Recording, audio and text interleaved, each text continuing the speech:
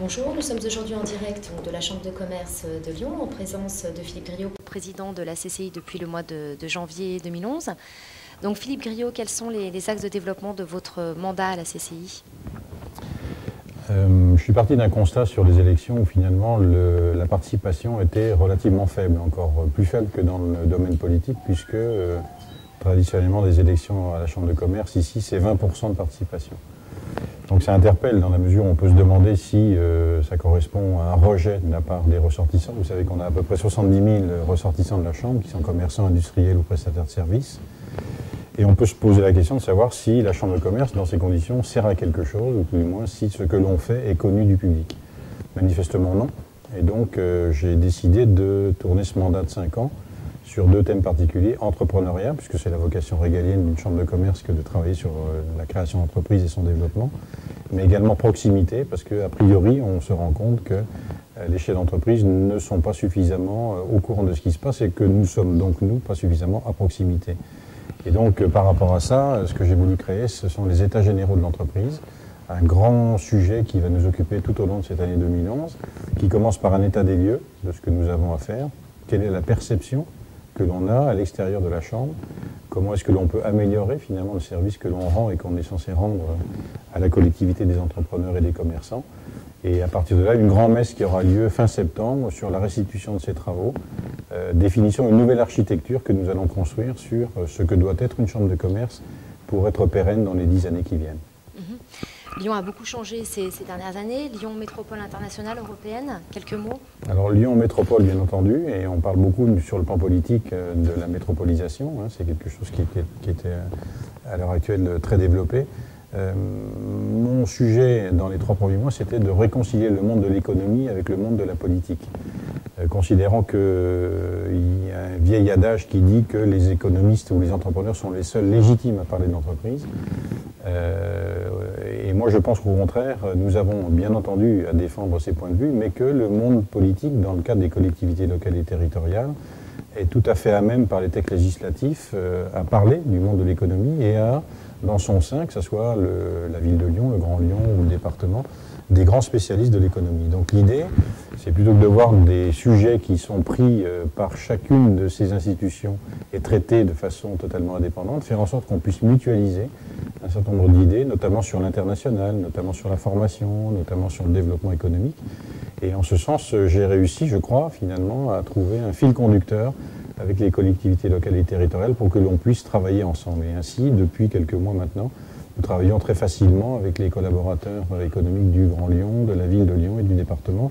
Et c'est quelque chose de très très important. Alors pour répondre à votre question, Lyon Métropole bien sûr, avec un développement, si j'ai bien compris, auquel nous allons participer, puisque le G4 dont le président du Grand Lyon parle à l'heure actuelle correspondra chez nous à un C3, 3 chambres de commerce, puisque sur le plan géographique c'est ce qui va correspondre, entre Lyon bien entendu, Saint-Étienne et le Nord-Isère, pour lequel nous allons effectivement devoir et vouloir, avec le Grand Lyon et la métropolisation, travailler sur des sujets communs qui touchent à nos secteurs, c'est-à-dire l'économie en général.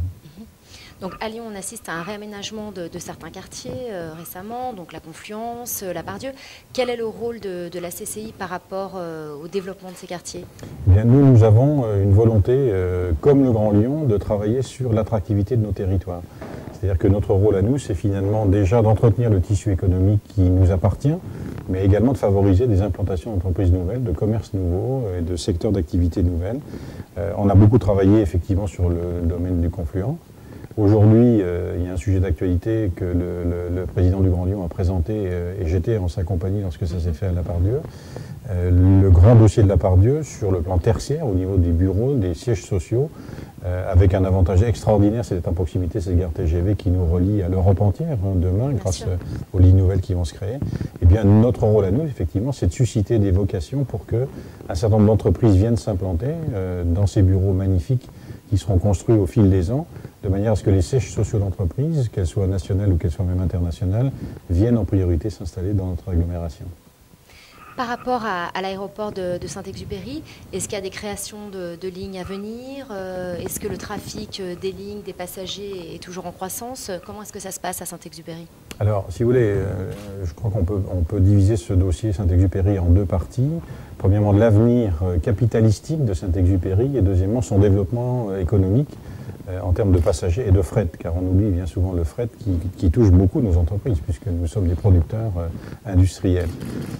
Sur la partie capitalistique, vous savez qu'aujourd'hui, la Chambre de commerce et d'industrie de Lyon est actionnaire à hauteur de 25% de la Société des aéroports, qui comprend Saint-Exupéry, mais également Bron, le centre d'aviation d'affaires, qui est très important pour nous. L'État est actionnaire à 60%. Et les collectivités locales et territoriales sont actionnaires pour le Grand Lyon à hauteur de 5%, pour le département 5% et pour la région 5%. Donc le bloc des publics dont nous faisons partie, nous, Chambre de commerce, représente 40%, l'État 60%, et l'État veut se désengager à l'heure actuelle et vendre ses participations. Donc c'est un sujet majeur parce que nous voulons être maîtres de notre destinée, maîtres de notre avenir, et faire en sorte que si l'on veut donner à notre agglomération une dimension internationale, il nous faut un aéroport qui soit un aéroport international, au-delà de ce que nous constatons aujourd'hui, puisque nous avons un aéroport qui est purement régional. Deux chiffres simplement, nous sommes à l'heure actuelle la 8e puissance économique, je parle de la région Rhône-Alpes au niveau européen, 8e puissance européenne, et notre aéroport de Saint-Exupéry est le 47e aéroport européen. Donc il y a un problème grave à résoudre. Donc nous voulons développer cet aéroport et en faire un aéroport international, à tel point qu'avec le Grand Lyon, nous avons décidé, Chambre de commerce et Grand Lyon, de nous porter acquéreurs d'une partie des actions que l'État souhaiterait vendre pour devenir majoritaire de cette société et faire en sorte que nous puissions ensemble, et ça je crois que c'est une première sur le plan national, réussir à nous entendre pour développer encore une fois cet aéroport.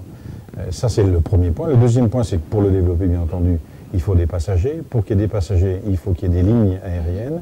Et nous sommes en train de travailler à l'heure actuelle sur quelques projets qui sont des projets importants. Premièrement, les low cost, qui ont fait le développement de Syntex jusqu'à présent. Et deuxièmement, des compagnies nouvelles qui pourraient être Emirates, pour lesquelles nous avons des négociations très avancées. Et puis Air India, qui aujourd'hui est en train d'imaginer un hub européen sur des lignes transatlantiques et transcontinentales entre l'Inde et l'Amérique, sud et nord, avec un stop sur un aéroport européen qui pourrait, si nous nous débrouillons bien, être Lyon, et faire en sorte que l'on puisse à la fois desservir le continent indien au départ de Lyon, mais également le continent sud-africain et nord. Et nous travaillons à l'heure actuelle de façon très étroite avec les différents consuls des pays africains, avec les organisations patronales, la CGPME, qui organise des déplacements et des voyages d'initiation à l'exportation pour des primo-exportateurs sur les pays d'Afrique. Et à l'heure actuelle, c'est vrai que la préoccupation, ou tout du moins une des priorités de la Chambre de commerce de Lyon, c'est de travailler avec les pays d'Afrique, car on considère, nous, que ce continent est un continent d'avenir et que son taux de croissance va être très intéressant dans les années qui viennent. Quelques mots sur Eurexpo ? Eurexpo, c'est pour nous, dont nous sommes actionnaires, encore une fois, majoritaires, puisque vous savez que la Chambre de commerce est majoritaire dans la CEPEL, qui est la Société d'organisation des foires et expositions. Nous sommes majoritaires et nous entendons le rester, bien évidemment. Mais pour nous, Eurexpo, c'est une vitrine d'exposition des savoir-faire de la région. Mais c'est également la possibilité, au travers de l'exposition de savoir-faire, de faire venir un certain nombre de visiteurs du monde entier qui vont eux-mêmes découvrir ce que nous savons faire, ce qui nous sommes, l'attractivité de nos territoires rhône-alpins, et peut-être un jour, grâce à la DERLI ou grâce à Only Lyon, venir s'implanter dans notre région, créer à la fois des entreprises, encore une fois des emplois et des richesses. Donc Eurexpo est un des joyaux de la Chambre de commerce et d'industrie de Lyon que nous entendons bien entendu développer et nous travaillons de façon très étroite avec les personnels de GL Events qui est le deuxième actionnaire de cette affaire et notamment avec Anne-Marie Besner et on voit apparaître de nouveaux salons régulièrement, ce qui fait que nous nous confrontons.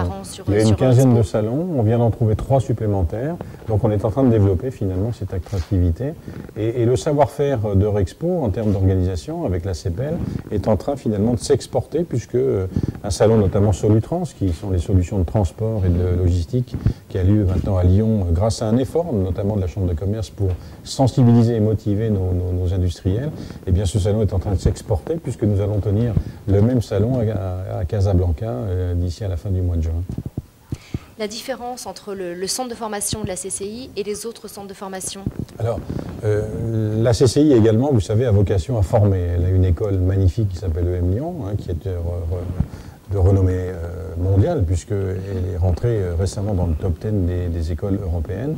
Ça, c'est la formation initiale. Mais nous avons aussi, parce que nous sommes représentants des entreprises, la volonté de faire de la formation continue tout au long de l'existence du salarié dans son entreprise.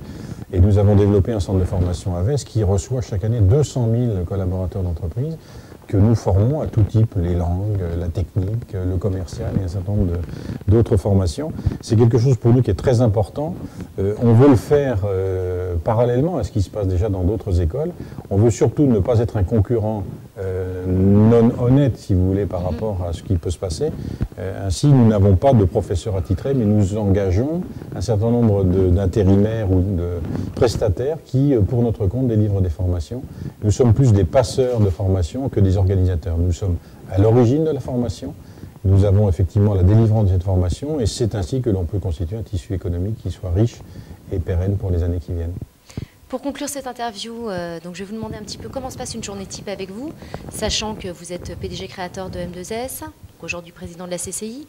Comment ça se passe? Est-ce que vous arrivez à concilier tout cela? Alors c'est un peu difficile, mais l'organisation d'une chambre de commerce, c'est quelque chose de tellement bien fait que les services sont là pour vous donner les éléments qui sont indispensables à vos interventions à droite et à gauche. Une journée type, finalement, commence le matin par le courrier, comme dans une entreprise classique, et puis s'organise en fonction d'un planning et d'un agenda qui est organisé à l'heure actuelle par un secrétariat, mais également par un service du protocole. On reçoit énormément d'invités ici dans notre chambre, des ambassadeurs, des consuls, des délégations étrangères. Il y a énormément d'interventions à faire, de proximité, puisque vous savez que les états généraux de l'entreprise que nous avons créés depuis maintenant 2 mois nécessitent d'être à proximité dans 28 réunions que nous organisons aujourd'hui jusqu'au mois de juin pour connaître la volonté des chefs d'entreprise, leurs besoins, etc. Donc c'est un travail pour l'instant qui est un travail de construction, puisque je ne suis président que depuis 3 mois. Construction, découverte finalement d'un certain nombre de sujets qui sont à traiter, respect du plan de mandat que nous avons mis en place. Et donc c'est vrai que l'emploi du temps aujourd'hui est relativement chargé. Quels sont vos endroits fétiches sur Lyon, vos restaurants préférés? J'ai toujours dit que j'avais un cuisinier que j'aimais beaucoup, 2 en tout cas. En priorité, c'est Nicolas Lebec, bien sûr, et Mathieu Vianney, que j'aime beaucoup. Et puis, j'aime beaucoup des restaurants qui sont des restaurants sympathiques dans lesquels on peut se détendre, prendre un peu de bon temps, tout en dégustant des plats et des vins qui sont délicieux. J'aime beaucoup Caro, j'aime beaucoup Daniel et Denise, qui est pour moi un souvenir extraordinaire, puisque c'était quasiment notre cantine quand j'étais président du tribunal de commerce de Lyon. Donc un certain nombre de restaurants comme ceux-ci, dans lesquels on a plaisir finalement, à la fois à se détendre, mais également à faire des rencontres et à reconnaître ci et là un certain nombre de personnalités que l'on côtoie au quotidien dans des domaines ou dans des activités qui sont différentes de nôtres. Vos projets pour l'avenir? Les projets, c'est déjà de réussir les états généraux. C'est de faire en sorte que ce mandat soit un mandat qui soit un bon mandat. C'est d'intéresser les entreprises finalement au sort de la Chambre. C'est de faire en sorte que cette Chambre puisse répondre aux aspirations des chefs d'entreprise. Et puis de façon très secrète, c'est de faire en sorte que le taux de participation aux élections du prochain mandat, c'est-à-dire dans maintenant un peu plus de 4 ans et demi, passe de 20 à 40%. Et je pense que ce jour-là, lorsque nous aurons prouvé qu'on est capable d'intéresser les chefs d'entreprise, que les chefs d'entreprise considèrent que leur chambre de commerce est une chambre indispensable à leur développement, notamment pour les PME et les TPE, je crois qu'on aura réussi l'objectif qu'on s'est fixé. Un dernier mot aux Lyonnais? Un dernier mot aux Lyonnais. Je ne suis pas lyonnais, pour commencer. Je suis bourguignon d'origine, mais je suis à Lyon depuis maintenant 25 ans. C'est une ville qui, pour moi, est ma ville, puisque c'est celle dans laquelle j'ai pu m'exprimer, et qui nous apporte énormément de bonheur, mais qui a besoin encore d'un certain nombre de points d'impulsion. Et j'avais l'occasion d'en parler avec un de nos principaux élus il y a quelques jours maintenant. Je crois qu'il y a 2 mots principaux qui s'attachent bien à cette ville de Lyon, à son agglomération. C'est optimisme, parce que je crois qu'il y en a assez d'entendre les gens se plaindre, et ambition, parce que je crois qu'on a tous les moyens ici pour faire de cette ville, de cette métropole et de cette région une des plus importantes d'Europe. Philippe Griot, merci. J'ai vraiment été ravie de partager ce moment avec vous. Je vous souhaite un excellent mandat, une bonne continuation, et c'était Sophie B pour Such a Star.